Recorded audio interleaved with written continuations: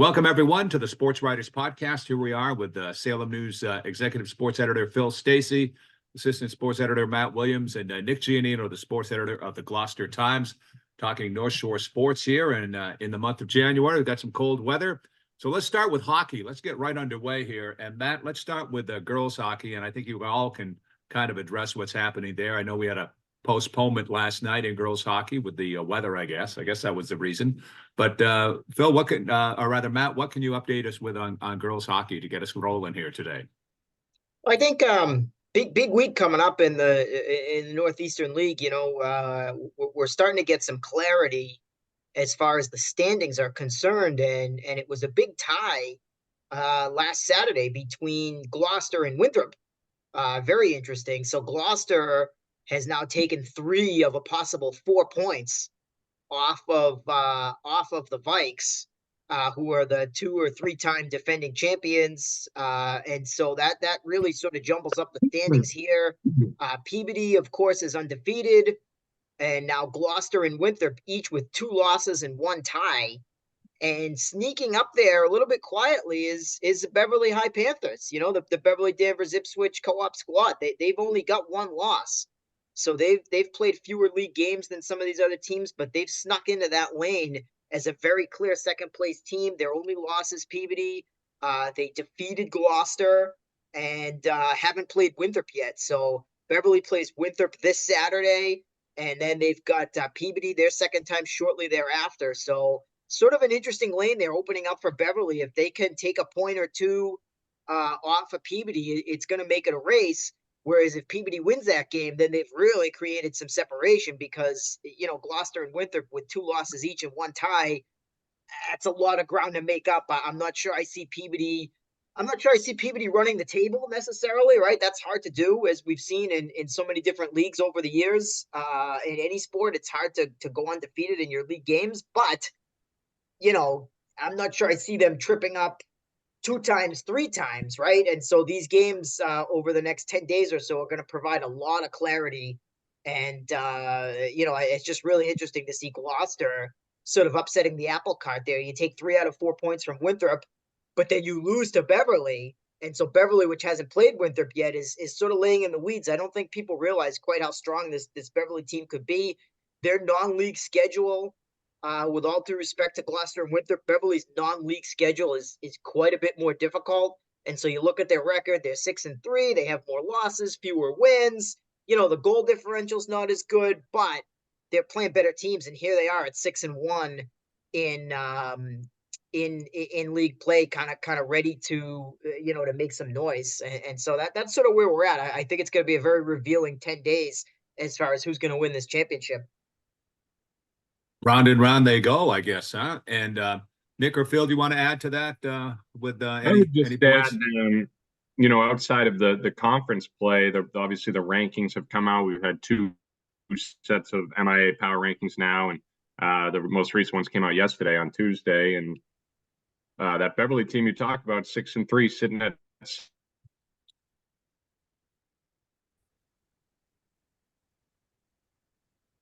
Think Nick just froze, but it's cold out there. That could be the reason. teams. There we go. A couple spots behind that 8-1. They got Wakefield. Oh, did I freeze? Am I good? You're good right now. A little funky. It might be on my end, to be honest. I don't know what you guys caught out of that. I was just saying Beverly's 2 back in the Division II rankings from Gloucester. So that's very interesting. 6-3, 8-2-1 for Gloucester. They play Wakefield today, who hasn't won a game. The Gloucester girls do, so we'll see how that shakes out. I don't think that's going to buy a couple of the other teams Matt was talking about here. Peabody, number 7 in Division I, sitting at 8-1. And what was that? Winthrop, you were another team that's fighting for the league there, 5-2-1. They're sitting in 14th in Division I. So that's kind of where the top teams in the conference stand in the power rankings right now. Interesting to see St. Mary's lose to Canton the other day. That was a surprise to me. St. Mary's goes from number 1 to number 3. They've reloaded, as we know. They'll be there at the end. It's really just a battle to see if Peabody and St. Mary's can find a way to line up against where they're not on the same side of the bracket for once. Would be nice. Maybe we can get them both into a Final Four. They seem every year to be if St. Mary's falls to 2, Peabody will be 7. If St. Mary's is 3, Peabody will be 6. Like, it would be nice for the North Shore and our provincial desires to sort of keep them in separate places for once. Nice. Phil, anything else you want to share about girls hockey before we jump to boys hockey? No, I mean, they are the experts. I don't want to step on any skates, so to speak. I'll stay in my end of the rink and focus on the boys here, I think, if that's okay. All right. Well, let's do that from your end of the rink. Yeah. Okay. So, just to kind of follow up on what Willie was saying here in the Northeastern Conference, everyone is chasing Winthrop. They're still undefeated. I think they had a tie the other night, a non-league tie. But they were atop the power rankings in Division 4. They were 7-0-0, I think, with the tie, 7-0-1, obviously. But they've won all 4 of their conference games. To me anyway, it's surprising to see Danvers right there. Danvers is 3-1, the lone loss to Winthrop. Masco is 4-1. They lost to Danvers in their opener, but they've been on a tear ever since. They're 9-2 overall. They host Winthrop this Saturday up at the Haverhill Valley Forum Saturday night. That should be a really good one. Gloucester 2-2. Nick, I know you've seen them as well. I think they're better than their record suggests. I mean, they've lost 4 in a row. They've hit a little bit of a tough stretch here with 1 goal loss to Masconomet, 2-goal loss to Winthrop, where they were down 4-0, came back, but then ultimately lost it. One was an empty net. The last one was an empty net one. Yeah, right. So it's 4-3. I think they hit a post, trying to tie it up or whatnot. But right, they lost on empty. But again, they get themselves in that hole. You go down 4-0 in Winthrop. That's I don't want to say impossible, but it's very, very unlikely you're going to come back from a 4-0 second period deficit at Larson Arena against the Vikings. Yeah. They were shut out by Triton. I can't remember. I meant to look it up. The last time Gloucester hockey's been shut out, I'm guessing it's a few years. And then they lost a tough one the other day on Monday to Woburn. So they're looking to turn things around. What's not going to help for Gloucester, which is 2-2 in the conference, they're going to be without Colby Jewell. He's the how can I say it? He's the 1B to Brett Cunningham's 1A in the scoring department. They do by far the majority of Gloucester's scoring between Cunningham and Jewell. They've combined for 25 goals, and Gloucester but they have 40 as a team. So that's more than half their goals, more than 60% actually of Gloucester's goals right there. So he's had a separated shoulder. He's going to be out for a few weeks. That means he's going to miss Saturday's home game against Danvers, which could be a big one.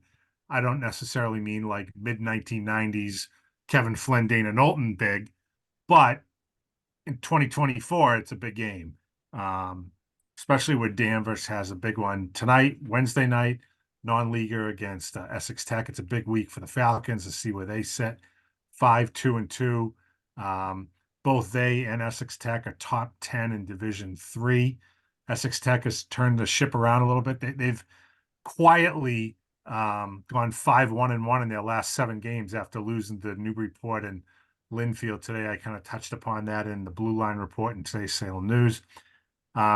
St. John's Prep going great guns, Bill. They've won 8 in a row. They've reclaimed the top spot in the state. I was out in Canton Sunday, watched them beat Catholic Memorial in the Catholic Conference Showcase. Gave up a goal 31 seconds in, and then boom, boom, boom, boom, 4 goals in a row before the first period's over. And that was essentially the game. In fact, that was the game. They won 4-1. Real test today for them going out to St. John's Shrewsbury. We don't normally think of them as a hockey power in the Catholic Conference, but they're going great guns. They've had a terrific year. I want to say they have 9 wins of their own, 9-1, 9-2, 9-2, I believe they are.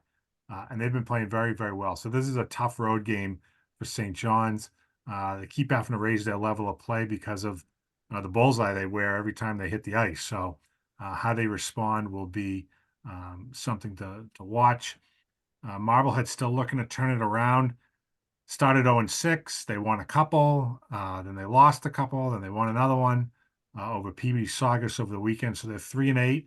They're still right in the middle of that Division 3 playoff picture. I think because of the schedule that they play, they're really not in danger of falling out of the playoffs. Right now, they're ranked 20th. So I don't see them falling out of that playoff picture, but they do want to get a little momentum and move forward. And the other team I wanted to mention, Bill, is Beverly. You know, Beverly only won 3 games a year ago, had a real young team, went through the struggles that you see with a lot of young teams. They were looking for better things this year. They were looking to get into the tournament. The schedule is set up for them so that they can do so. They were 4-2-1. They've lost back-to-back games. So it's a little bit disappointing now, but they're in a stretch. This is an important stretch for them in the season. They have 3 straight road games coming up. They play tonight, Wednesday night at Rockport. They play Saturday night at Amesbury, and they go on the road Monday to play at Somerville. Now, no disrespect to any of those teams, but these are all very winnable games for Beverly. They've beaten Rockport already. They lost to Amesbury in what might have been their worst game of the season, and Somerville should be a win. So here's a potential 6 points for Beverly for a team that right now is just outside that playoff picture in Division II. They're 33rd after losing to Pentucket on Monday. They really, I think, need to get 10 wins to solidify a tournament spot for them. I don't even know if 9 wins would get them in with the schedule they have, because it's not the strongest schedule. So they need to beat teams that are at equal standing or even below them in the standings. They had a good game with Rockport early this year that they pulled out, but not pulled out. They won 4-0. They need a similar type performance tonight to do that. Amesbury, they got to show that they faced against them at home a month ago. They're not the same team. They're a better team. So they really need to work. They need to get after it. They need to get back to doing the little things. I mean, look, they have talent on the roster, but they're not per se a talented enough team where they can cruise at any point during a game. This is a team that has to play hard from the first puck drop to the last. And if they let off that gas a little bit, that's where they're going to get hurt. They're going to make mistakes. They're going to give up goals. So they really need to have that team mindset of go, go, go, go, go, go, go all the time. That way they'll get the results they want. Bill, Yeah, I think I Amesbury's, saw where didn't Somerville beat Swampscott earlier this year? Yeah, think, they upset them 2 yeah. nothing early this year. Yeah, Yeah, that sounds right. Yeah, 2-0. Yeah, Yeah, they yeah, did. They beat about a week and a half ago. right. Poor Swampscott, they were our last unbeaten team. They were 3-0-2, and they've dropped 5 in a row.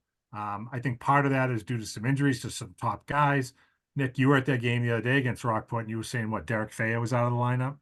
Feo was out. He got hurt in the game prior to that one against Rockport, and I don't know how long he's going to be out, but they're already thin to begin with, right? I mean, they escaped 10 guys, and They I escaped was 10 impressed. guys, I thought right. they really put up a good fight.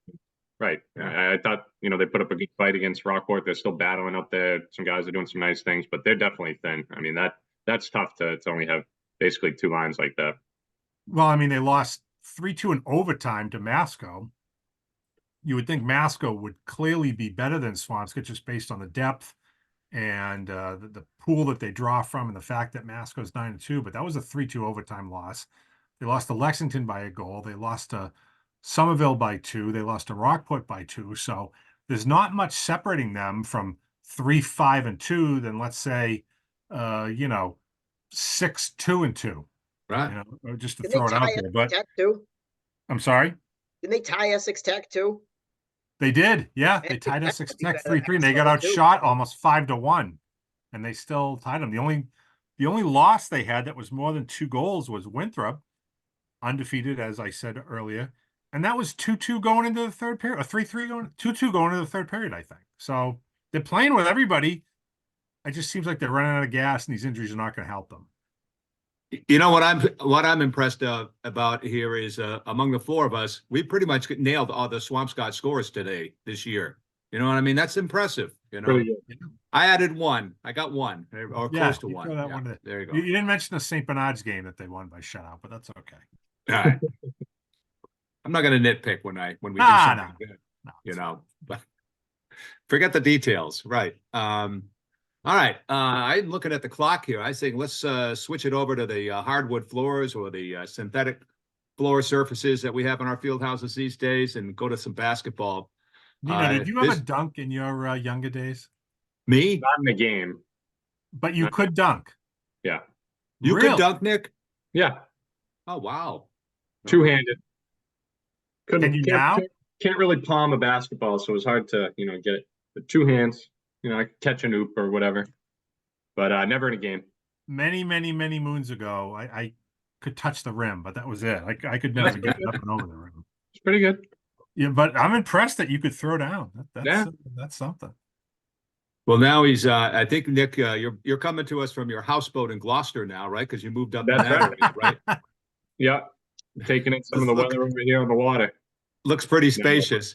You see him rocking a little bit, there here and there, but that's it's because Yeah. but it's pretty calm there today, right? Absolutely. Let's go to basketball. So I know most recently the Tuesday night scores. You got Salem beating Beverly, both boys and girls on Tuesday night. Beverly's now Beverly won won. 4 straight games. They Yep. opened up with a really tough schedule, Nick, as you would know. The Panthers, but they picked up some wins since then, obviously, and we talked about Peabody last week. They're continuing their winning ways as well. So, any thoughts on the boys basketball, and then we'll move quickly to the girls. Well, yeah, Salem lost to Salem, the Salem Marblehead game at the Garden over the weekend. Yeah. Yeah, no, well, yeah, Salem. Willie was at both these games. He was at the Garden for the Marblehead Salem game, which it seemed like a great game, Matt. But Salem was able to pull that one out. It looked like Marblehead made a little bit of a comeback. They fell down early in that one, right? If I remember from your tweets correctly, they fell down early, and Salem was able to hang on down the stretch. And then a couple nights later, Beverly beats Salem in a tight one too. So you can touch upon those games, but as far as the Cape Ann area, it's still Manchester Essex, right? They're one of the few remaining unbeatens in the state, 9-0 now. They're really steamrolling everyone. 20-point wins here, 30-point wins there. They had a close one to Hamilton Wenham earlier in the year, and they will have a rematch with them coming up soon. I believe it's next week. So that's going to be a big one to watch out for. For whatever reason, You must be playing Newport again soon too, right? Yeah, they must be. I'd have to look at the schedule, but that's another one, obviously, in the Cal. That's a big one. But 9-0, and they're sitting at number 7 in Division 4. I think they should be a little bit higher, but their strength of schedule says otherwise. They did have that 30-point win over Peabody, which was pretty big. Obviously, Peabody, a Division 1 team, but they're rolling through their conference schedule. I mean, I could pull it up here and look and see who they got coming up, but that's definitely a team to watch. I think they're going to be a real threat in Division 4 come tournament time, just between their 2 studs there that we've talked about. Cade First averaging 24 points now. He's got his last 3 games, I think he's gone 30, 28, 30 or 28, 28, 30, something like that. So he's been putting up the points, and obviously their big man, 6'6", Eddie Herreas, is cleaning up the glass and doing a good job down low. So that 2-headed monster is tough, especially in a league like the Cape Ann League. But guys, is First Nick up around what, like 1,200 points now? Yeah, no, not quite. He went over 1,000 earlier this season, so maybe close to 1,100 probably now. Okay. He's going to sure how far along he was. Yeah, he's definitely going to finish up there in the top 3 or 4 all time, I would say. I'd have to look at the list there. I know when I was in high school, there was a player there by the name of Joseph Musakia, who might have only stayed 2 or 3 years. He's about 6'6", and he's well over 1,000 points for them. But anyway, good player. So I wanted to touch on Rockport too, because they're just having a really good season for that program. They're 6-4 now. They're beating a lot of the teams that they would lose to in the past. The Amesburys, the Ipswiches of the world. They got wins there. They went down to the wire with Linfield, lost on a buzzer beater, heartbreaker. And they played Newburyport earlier this week, a really good team, and hung with them. They ended up losing by about 20 points, I think. But speaking to the coach, Phil Whitley, the score was the game was much closer than the final score reflected. And Josiah Whitley's been playing some really good basketball for him. He's a lefty shooter, really nice stroke. So they're a fun team too, and they're looking to get back into the tournament for the first time in that's be a decade now, right? They haven't. When's the last time Rockport boys basketball was in the tournament? Nobody knows. In a while. Now we have to get Kukru on the horn to figure that one out. I want to say that Phil told me they've never been in the playoffs, and I think this is his 11th year. I was going to say he's in his 11th season now, and Yeah. I think that's probably right. I know this is one of their best starts in those 11 years, so a couple more wins, they'll, 4 more wins, they'll get there just by being over 500 or being 500 or better. Yeah. So good stuff for them. And also on the girls' side, Manchester Essex girls are quietly having a really good season too. I think they're up to 8-2. Let me pull up the rankings here. Manchester 7-3 now. I think that's inaccurate. I believe they're 8-3, but I could be wrong. They're sitting at number 12 in Division 4. So both the Manchester Essex teams having strong seasons. And you know what? I mean, they've had great stability in that girls program with Lauren Dubois. Mm-hmm. She's been there for a long, long time. I want to say 15 plus years, maybe closer to 20. Former Beverly High star, really built a nice program in Manchester. I'm actually curious, Nick, what the crossover is between that highly successful field hockey team they have in Manchester and how many of those student athletes play basketball as well. Yeah, that's a good question. That's a good question. I'll have to look into that. I haven't seen them play yet this year. That's on my list to get to a game of theirs, hopefully next week, because they're playing some good basketball and definitely deserve the press. Nice. All right, let's hit the girls basketball. Of course, last night Peabody lost their first game of the year to Newton North, I believe, right? A non-league opponent. Yeah, 1 point. Yeah, just a tight game, but they're rolling along with Logan Lamazny and so on. But any thoughts or comments on the girls basketball scene? Beverly, of course, we mentioned earlier the girls won last night against Salem. Yeah, Beverly's going pretty good. Fenwick's got a big one, I think, coming up. That they're only I guess it was postponed from Tuesday. So I think because their only loss, I think, is Fian, and they were going to play them again. But them beating St. Mary's creates a little bit of a log jam there at top the CCL, so that'll be really interesting. They play a pretty good Cathedral team on Friday, so that's fascinating. Masco was coming on strong. I think they won 4 in a row and then kind of laid an egg at home over the weekend against Leominster, which was a little bit of a surprise to me. I think it was like 30-21 or something. I mean, it's Yeah. just some of these games are low scoring. It's like, geez, sometimes some of the old Masco teams just score 21 points in a quarter. It's just hard to imagine 21 points in a game, but that's the game nowadays. It's a lower scoring, defensive intensity, steals and blocks and all that kind of stuff. So that's going to be interesting to see. Matt Masco's got a really good conference record and a not so hot out of conference record, and now we kind of saw that with Peabody too. The loss to Newton North, which is a top 20 team in Division 1, but Peabody was like 5th or 6th. So the NEC not doing itself a lot of favors non-conference as it's been the last couple of years. So that's not super exciting if you're hoping that these teams are going to make long tournament runs. Having said that, pretty good game this Friday though, Willie, with Masco and Peabody. I want to say it's at Peabody, right? You hope so. I mean, again, Peabody's kind of handled them. The last several conference games. Masco did get them once in the McIntyre tournament last year, but big one. I mean, obviously Masco, you don't want to lose again. The height and all that kind of stuff, and Peabody, obviously, you want to rebound because you just let your undefeated season go by the boards. Right. Danvers, another team that was kind of going great guns for a little while. They won 4 in a row or 4 out of 5 or something. Ran into a brick wall in Saugus on Tuesday night. They lost 50 something to 21. So Yeah. not ideal. Denver's going to have to get it back going. I think like Phil was saying about a couple of the hockey teams earlier, a lot of these basketball teams are chasing 10 wins because you just, with the strength of schedule and the way things are going non-league for the NEC, you've really got to get 10 wins to assure yourself you're going to get in. Like 9 and 11, you might not be in that top 32, right? So I think that's especially true for Danvers and Beverly and Masconomet. I think Peabody's going to be in no matter what, and they'll probably get to 10 wins no matter what. I think that's true for Swampscott as well. They're a half decent team, played some pretty good games, have some really exciting young players. Liv Quagliarello is a dynamic young player. She's going to have a tremendous career. A lot of fun to watch playing with her older sister, Victoria. So Swampscott's a team to watch. And One other team we should mention that we have not, that is pretty high in the power rankings and has been playing pretty well is Hamilton Wenham. I think they're Yeah. 8-3 or 9-3.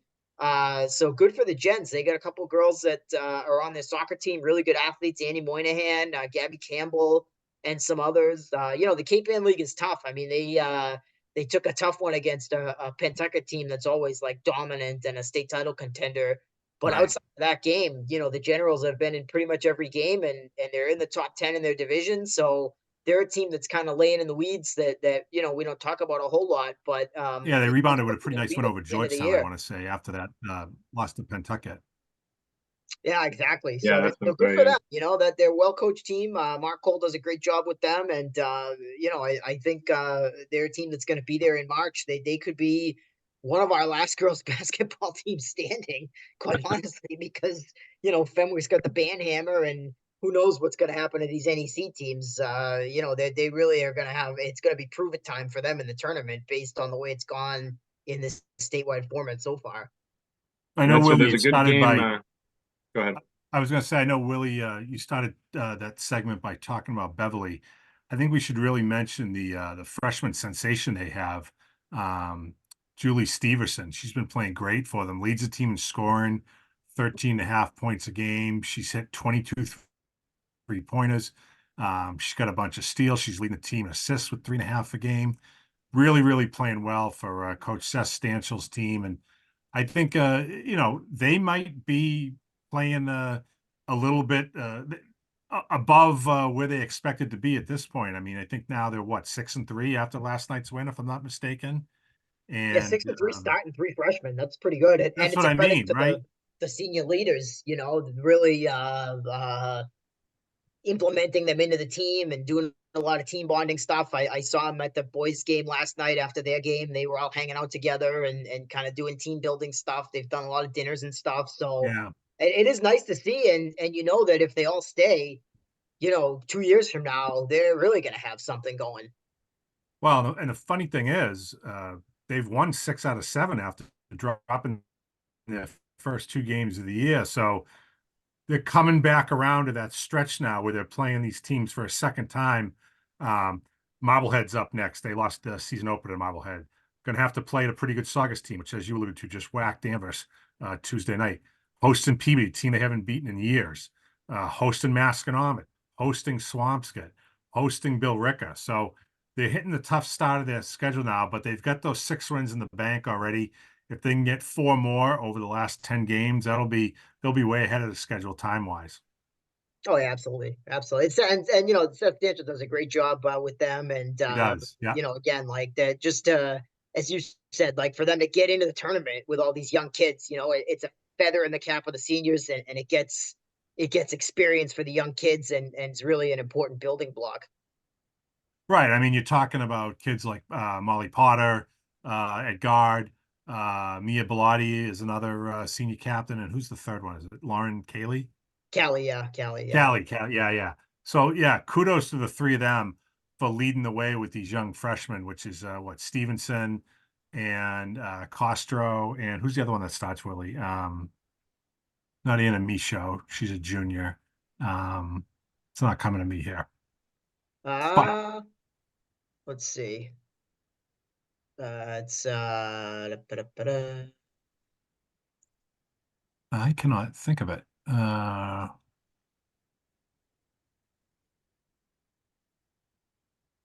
Infinity Burns, is she a freshman? Yes, yeah. Burns plays quite a lot, and then Haberlin and Carter are freshmen too, so and they Okay. get them off the bench some. But yeah, Burns is pretty kind of there in the rotation. Big time player. So yeah, I mean, great going for them for And sure. by the way, is So, that a great basketball name or what? Infinity Burns. I was thinking that. Yeah, I hadn't heard that one That yet. is an unbelievable. Like, I mean, if you blow by your opponent in the paint for a layup, like Infinity burns her opponent, like that's really good. there's going to be a lot of headline stuff we can do with that over the years. Yeah. There's quite a lot. I still think the all-time best name I ever heard, Nick, you wouldn't this would predate you, but Willie, you must remember the They were a pair of sisters from Hamilton, Wenham, and their last name was Sugar Butter. No. Oh, you don't remember that? So I might even be predating you, but it was like Morgan Sugar Butter, and she had a sister. I don't even know what her name was, but that was those were great names, I thought. Like Sugar Butter. That was pretty good. You sure, Phil? You sure about this one? Okay. I'm you know, A, I'm not smart enough to make up something like that. And B, Yeah. when you hear a name like that, it sticks with you. So Mhm. Sugar butter. All right. yeah, couldn't tell you All what right. I had for lunch yesterday, but I can remember Morgan Sugar Butter's name. All right, gentlemen, we're just about out of time here, but I will let you go. If anything, final thing you want to say, or anything else local we should touch. I know we're not getting everything. We understand that, but just we wanted to breeze through the hockey and basketball, get an update there for sure. Anything I mean, else? we should mention that St. John's Prep Wrestling remains undefeated. They play the top, but they wrestle against the top teams in the state. Meet after meet, you know, they've had a remarkable run during Manny Costa's 800 plus win career, but what they've done the last 3+ years has been remarkable. So they're doing very, very well. I know Salem is having some great success under Cliffy Exelholm over there, over the bridge in Salem, and Beverly has done very, very well. The NEC Cal meet is coming up in a couple of weekends in Gloucester. Nick, that's got your name on it for some wrestling action down at the Sure. Benjamin Oh, A. yeah. Smith Fieldhouse.